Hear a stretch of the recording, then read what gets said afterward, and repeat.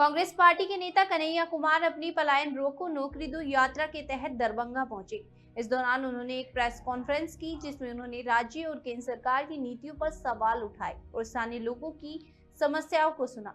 कन्हैया कुमार ने रोजगार के अवसरों की कमी, पलायन की बढ़ती दर और विकास की सुस्त रफ्तार पर चिंता व्यक्त की।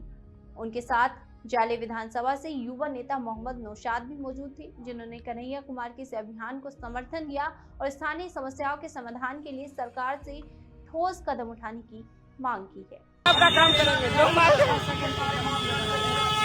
5 मिनट बाद या 5 मिनट बाद लाइव से वीडियो 10 मिनट के बाद हम ये माल देके सबके काट कर देते, मियाँ हो मुस्लिम हो हिंदू हो सब मतलब से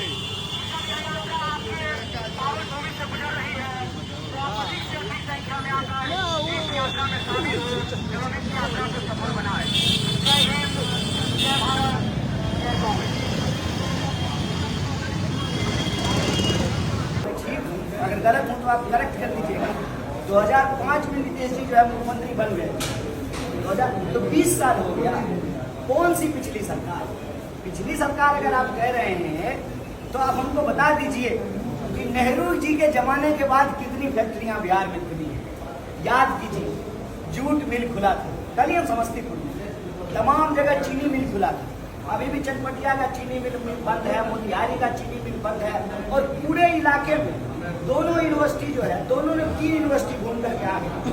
बिहार यूनिवर्सिटी भी घूम ली है, अब LNMU के इलाके में घूम रहे हैं। एक भी ढंग का लॉ कॉलेज नहीं खुला।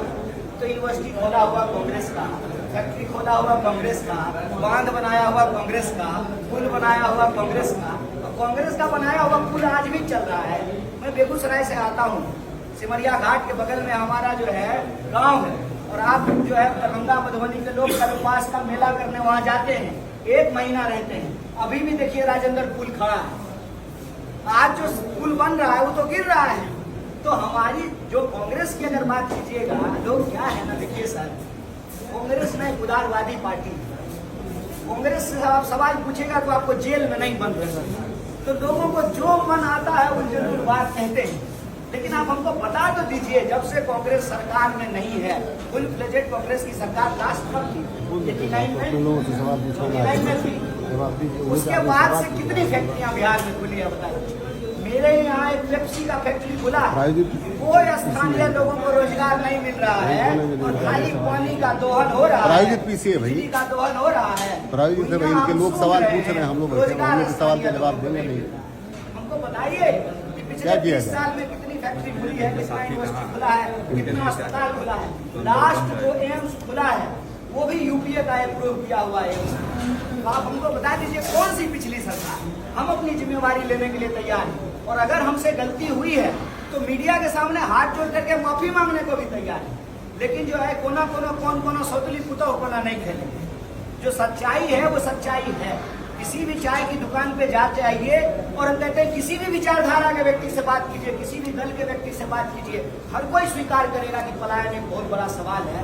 प्रश्न यह है कि कोई ना कोई तो इसकी जिम्मेवारी लेगा और आज की सरकार नहीं लेगी तो कब तक पिछली सरकार गिनवाते रहिएगा। और हम कहते हैं कि जो सरकार जिम्मेवारी लेगी उसी को हम कुर्सी पे बिठाएंगे, जो जिम्मेवारी नहीं लेगी उसको टाटा बाय बाय। सर, पलायन का बात आपने कहा, तो बिहार में जो चुनाव होगा उस चुनाव में आपकी सरकार आएगी तब ना आप कुछ कर पाइएगा। तो बिहार में जो चुनाव होगा तो क्या रणनीति है आपकी इस बार चुनाव में बिहार को लेकर कांग्रेस की? वो प्रेस कॉन्फ्रेंस जब करेंगे पवन जी आकर के चुनाव पे, तब उस रणनीति सीधा सवाल, पलायन आप कैसे रोकेंगे? सीधा सवाल, पलायन आप कैसे रोकेंगे? आपके पास मैनिफेस्टो है, सीधा बता दीजिए। सीधा जवाब, जिस वजह से पलायन होता है उस वजह को रोकेंगे, पलायन रुक जाएगा। पलायन क्यों होता है? पलायन लोग पढ़ने के लिए बाहर जाते हैं, इलाज कराने के लिए बाहर जाते हैं, कानून व्यवस्था की हालत खराब है तो सामाजिक सुरक्षा के लिए बाहर जाते हैं। तीनों चीज आप सुनिश्चित कर दीजिए, पलायन रुक जाएगा। इतना में सर बहुत आप अगर यहाँ शिक्षा की व्यवस्था बेहतर कर देंगे तो यहाँ का विद्यार्थी क्यों बाहर जाएगा? फिर पंजाब का विद्यार्थी यहाँ पढ़ने के लिए आएगा। यहाँ के अस्पताल बेहतर कर दीजिए तो यहाँ का लोग दिल्ली क्यों इलाज कराने जाएगा? दिल्ली के लोग यहाँ इलाज कराने के लिए आएंगे। जिस वजह से पलायन होता है उस वजह को समाप्त कर दीजिए, पलायन रुक जाएगा। और सिंपल एक जवाब देते हैं, जब पैसा फ्री में तो नहीं पढ़ाता है ना जी। इंजीनियरिंग करने के लिए पूरा देश में जाते हैं तो अपने माए बाप के पैसा से पढ़ते हैं। तो जब इंजीनियरिंग ही पढ़ना है तो मुजफ्फरपुर में क्यों नहीं पढ़ सकते हैं, दरभंगा में क्यों नहीं, मधुबनी में क्यों नहीं, समस्तीपुर में क्यों नहीं? यही इंजीनियरिंग का पढ़ाई करेंगे और यही कॉल सेंटर खुलेगा और अमेरिका की नौकरी से तो यहाँ से भी बैठ करके किया जा सकता है। गुड़गांव और बेंगलोर में ही बैठ के करने की क्या जरूरत है? आप 24 घंटा बिजली की व्यवस्था कर दीजिए, आप 24 घंटा इंटरनेट की व्यवस्था कर दीजिए, तो वहाँ जैसे घर से निकल करके लोग जाता है कैब में बैठ करके नौकरी करके घर आता है, यहाँ भी कैब में बैठ के जाएगा, नौकरी करके घर आएगा। सवाल यह है कि जब ऑफिस से निकलेगा रास्ता में बंदूक सटा करके कोई बटुआ लूट लेगा, जब सुरक्षा नहीं मिलेगी, जब समय पे बिजली नहीं मिलेगी, जब कंप्यूटर बंद हो जाएगा, यानी कॉलेज में पढ़ाई नहीं होगी, तो स्वाभाविक रूप से लोगों को बाहर जाना पड़ेगा। तो जो पलायन का कारण है उस कारण को समाप्त कर दीजिए, पलायन रुक जाएगा। सर नॉन सीरियस है नीतीश कुमार, ये आरजेडी ने एक पोस्टर लगाया है, इस पे आपको ये राजगान का अपमान के बाद पोस्टर लगाया है आरजेडी ने, उस पर आप क्या कहेंगे? देखिए वो सब बात जो आप कह रहे हैं ना, आपकी जो इच्छा है हम समझ रहे हैं। एक्चुअली नौकरी का बात, पलायन का बात, इसमें उतना मसाला नहीं है, उतना मजा नहीं है, लेकिन हम कह रहे हैं बहुत जरूरी है। वो सब बात जो है हम करेंगे, हम कहीं भाग, हम एनजीओ थोड़ी हैं सर, पॉलिटिकल पार्टी है, देश का मुख्य विपक्षी पार्टी है, चुनाव लड़ेंगे, मैनिफेस्टो जारी करेंगे, प्रेस कॉन्फ्रेंस करेंगे, तब ये सब सवाल पूछिएगा और सब सवाल का जवाब। सर आपने बिहार की शिक्षा व्यवस्था को आप कैसे देखते हैं? क्या अगर शिक्षा व्यवस्था अच्छी होती तो पलायन जो आप यात्रा निकाल रहे हैं वो निकालने की नौबत पड़ती? नहीं नौबत, किस अगर तरह पलायन नहीं होता तो पलायन रोकने की बात नहीं करनी पड़ती। अगर आप सत्ता में आएंगे, कांग्रेस सत्ता में आती है बिहार का में, सवाल ले लेते हैं। सर सीधी सी बात है, बिहार की जो आर्थिक स्थिति है, इनकम ऑफ सोर्स आप भी जानते हैं, सब कुछ नहीं है मोटामोटी कहा जाए। आप पलायन रोकने की बात करते हैं, रोजगार देने की बात करते हैं, लोगों को सैलरी कहाँ से देंगे, कहाँ से रोजगार उत्पन्न करेंगे और इनकम ऑफ सोर्स के लिए आप क्या करेंगे कि बिहार की अपनी कुछ इनकम हो, व्यवस्था हो, क्योंकि केंद्र के भरोसे आज भी बिहार सरकार चल रही है, ये भी आ सकते हैं और कल होकर के बिहार जो भी राज्य हो उनको अपना इनकम नहीं है तो भी केंद्र की ओर से ही करती है।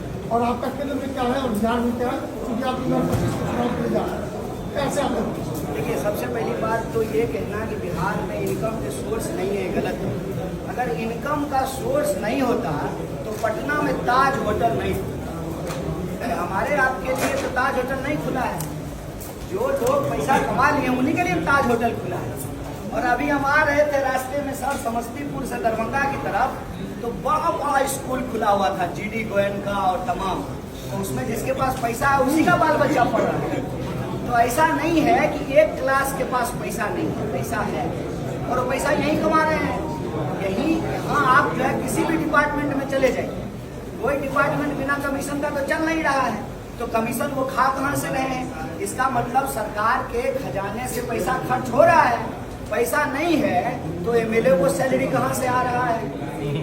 एमएलए को सैलरी आ रहा है ना, एमएलए के लिए घर बन रहा है ना, मुख्यमंत्री के लिए घर बन रहा है ना, जो बड़े बड़े कार्यक्रम होते हैं सरकारी उसमें पैसा खर्च हो रहा है ना। ये प्राथमिकता का सवाल है सर, और प्राथमिकता का सवाल है, और प्राथमिकता जहाँ है वहाँ पैसा खर्च हो रहा है। हम आपको याद दिला देते हैं, अभी हमारी यात्रा ढाका से होकर के दरभंगा आई है।